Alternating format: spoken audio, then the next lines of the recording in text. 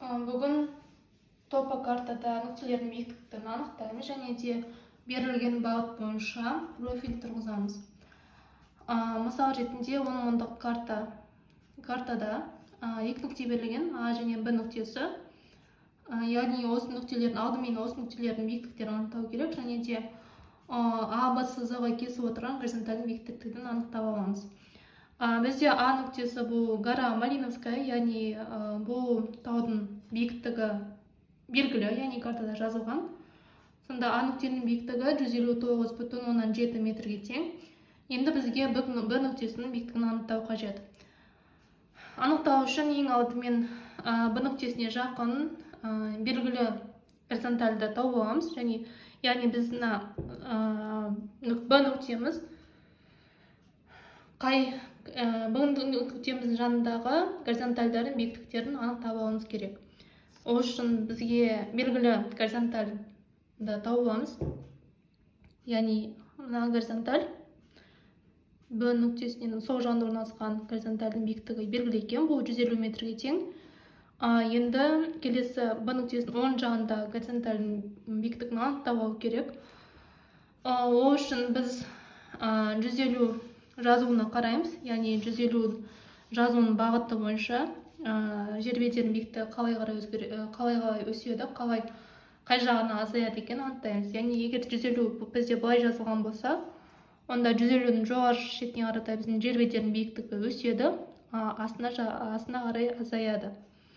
Енді қаншаға өсетін немесе қаншаға азаятын біз картаның сызықтық масштабын астында жазылып тұр, яғни горизонтальдар неше метр сайын жүргізілген.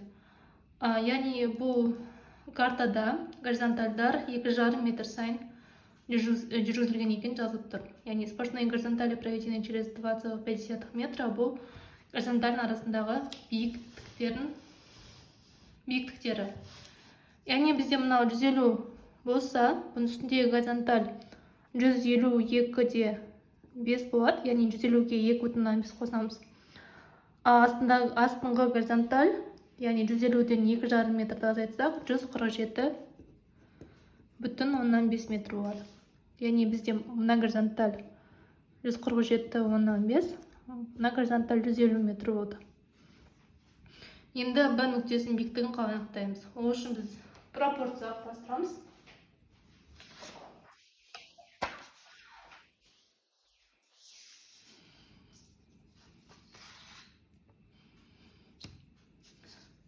Пропорцияға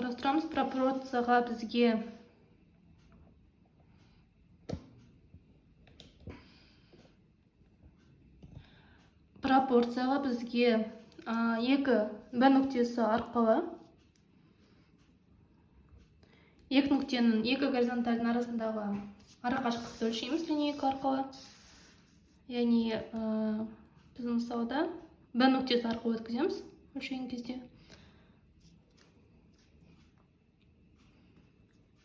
6 мм болды. Бұны 2,5 метрге теңейміз, яғни себебі екі горизонтальдің арасындағы биік айырым 2,5 метр. Енді кіші горизонтальдан Б нүктесіне дейінгі ұзындықты өлшейміз. Яғни кіші горизонталь бізде 157,5, яғни Б нүктеміз 150 мен 147,5 горизонталь арасында жатыр, яғни кіші горизонталь бізде 147,5 болады. Енді Б нүктесінен 147,5 горизонтальна дейін, яғни мына ара қашықты өлшейміз.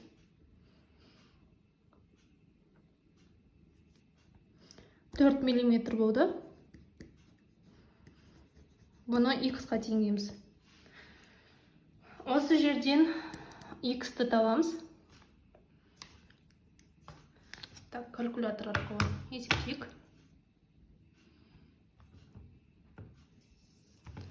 Так, 2,5.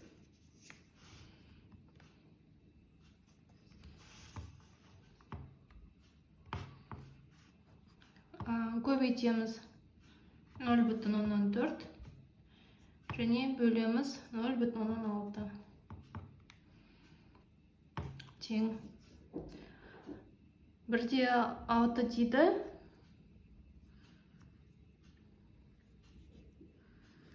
Яғни 1-де 7 деп жуықтаймыз. Енді Б нүктесінің биіктігі, яғни HB тең. Біз жаңа кіші нүктеден, кіші горизонтальдан нүктеге дейінгі арақашықтықты өлшедік. Яғни осы кіші горизонталь биіктігіне қосамыз пропорциядан шыққан санды. Яғни 147/5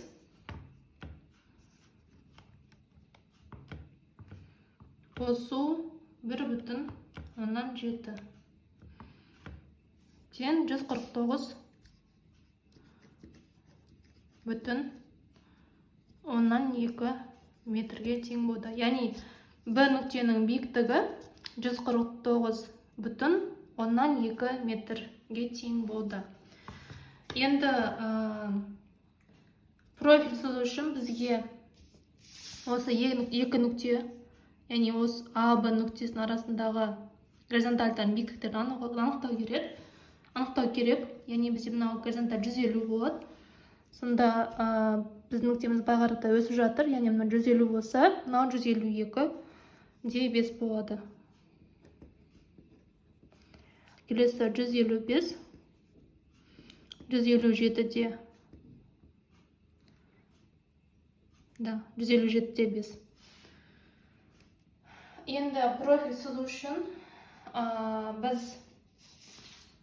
черновикке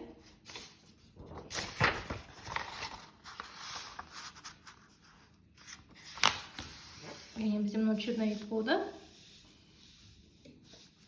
Осы черновикке екі нүктемізді және екі нүктеміздің арасында горизонтальды көшіріп аламыз. Яғни мұнда бізде А нүктесі.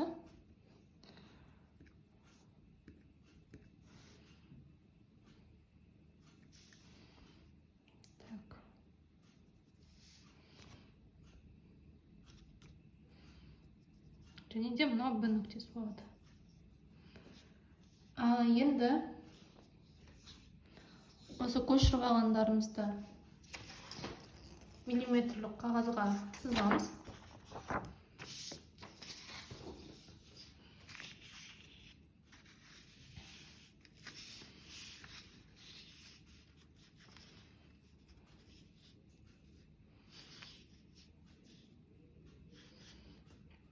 Яғни көшіреміз, қалған черновиктан мұнда көшіреміз. Яғни бізге ыңғайлы болу үшін былайынан ала берейік. Мынау А болады.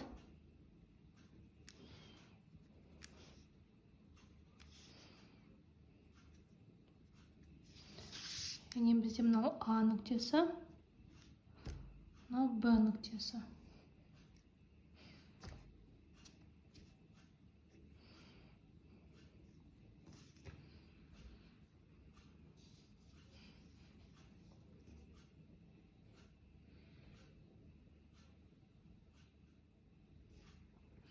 А нүктесі мен Б нүктесіні түсірдік. Енді астына биіктіктерін жазып шығу керек. Яғни А нүктесінің биіктігі. Былай сызайын.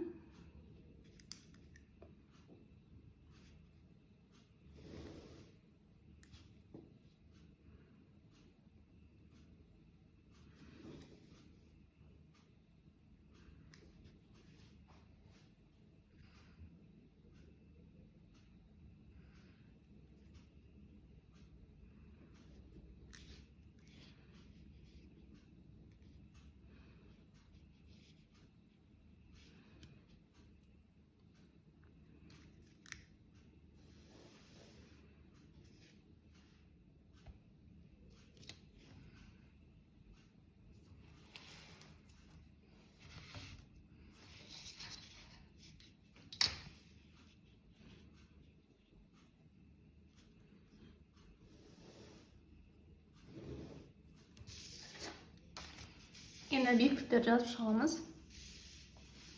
яғни А нүктесінің биіктігі 159,7 болды. Бұны бізге былайынан қиғашынан жазамыз. 159,7. Келесі 157,5. Мына сызықтың тұсынан жазамыз.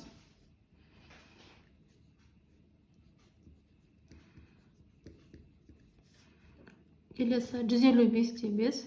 Яғни мұнда 155,5. 152,5.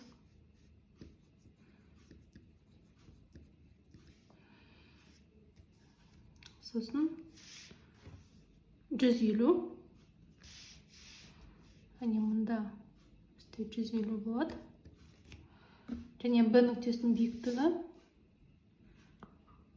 Б нүктесінің биіктігі жаңағы есептеген 149,2,5. Б нүктесі 149,2,5. Жазып алдық, яғни бұлар бізде биіктіктер болды. Яғни мына жерде биіктік деп жазамыз.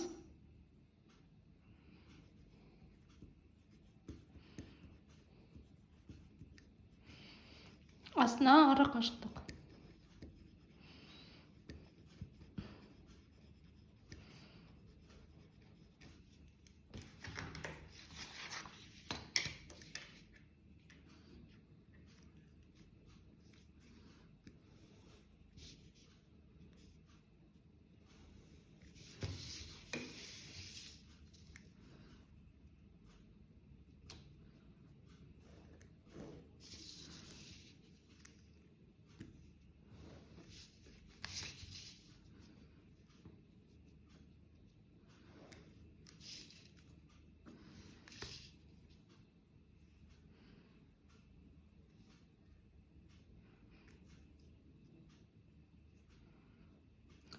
Ара қашықтықтардың арасын нүктелердің бойынан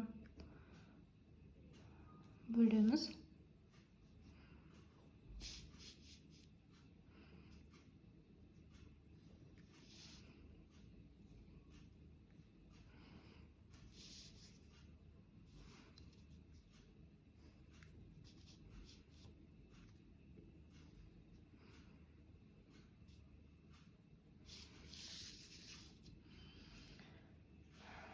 Енді масштаб бойынша ара қашықтықтарды өлшеп аламыз. Горизонталь арасындағы және А нүктесінен бірінші горизонтальға дейін ара қашықтық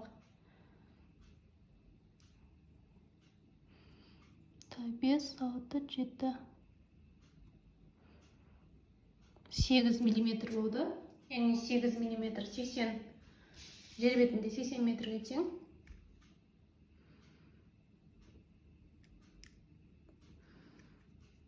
Яғни мұнда 80 метрге тең болады.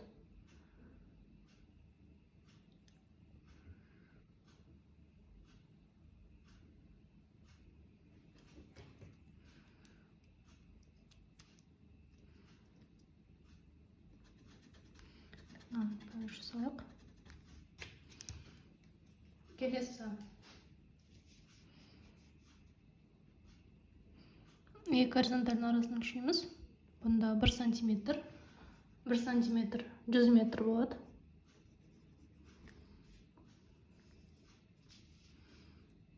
Келесіде так, мен шатастым ау. Так, мына екеуінің арасы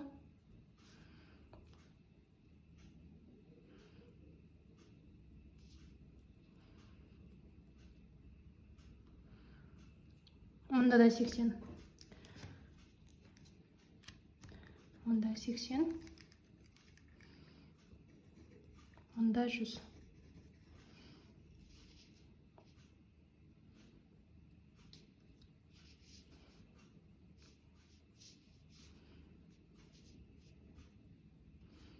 Мұнда 100, мұнда 3 сантиметрге тең, бұл 300 метр болады. Және мына екі горизонталь мен Б нүктесінің аралық 2 миллиметр, ол 20 метрге тең болады. Яғни бізде 10 мыңдық масштаб картасы 1 сантиметр 100 метрге тең. Енді биіктікті сызуымыз қажет.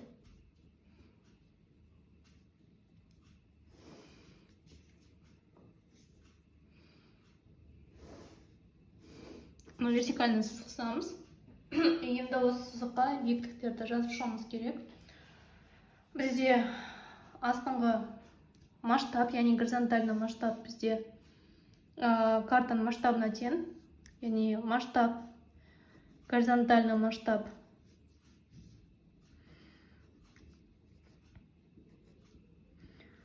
бірде 10 мыңға тең. Сонда вертикальный масштаб 10 есе ірі қылып аламыз. Яғни бірде 1000. Яғни 1 сантиметрде 10 метр бар деп. Енді условный горизонт деп атады. Шкаланың бастапқысын қараймыз. Яғни ең кіші нүкте, ең кіші биіктікке қараймыз. Бұл жерде бізде 149-да 5 ең кішкентай, ең кіші нүкте, нүктенің ең кіші биіктігі. Яғни біз 140-тан бастасақ болады. 140,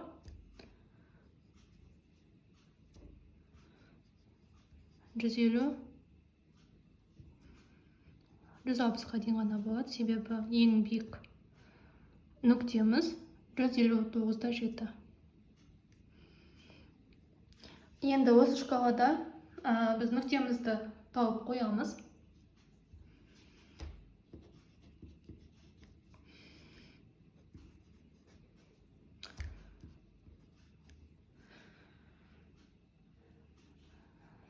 Так, 159-да 7. Яғни біздің 1 сантиметрде 10 метр болатын болса, 1 миллиметрде 1 метр бар. Яғни 159-да 7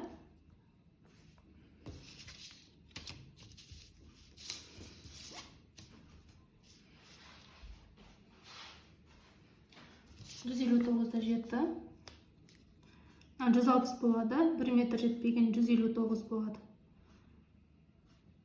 Сонда 159-да 7-міз мына клетканың примерно жартысынан сәл асады. Яғни мына жерде болады.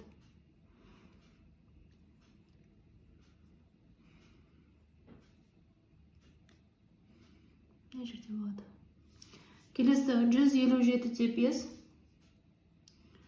157-де 5, яғни дәл ортасы 155, 156, 157, 157-де 5, яғни мына клетка болады. Так, қайтадан есептейін. 155, 156, 157, яғни мұнда болады. Келесі 155-те 5, яғни 150,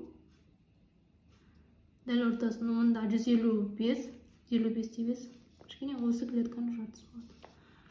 152-де 5. Мынау.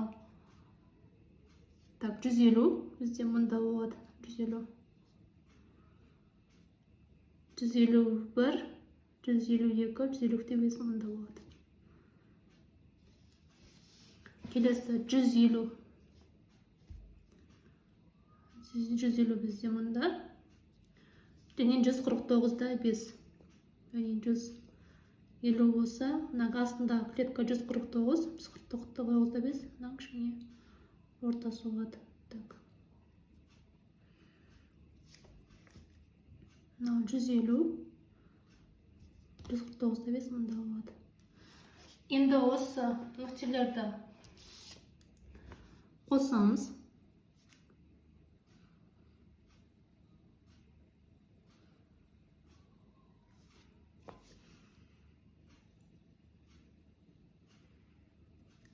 Міне біздің профиліміз осындай болып шықты.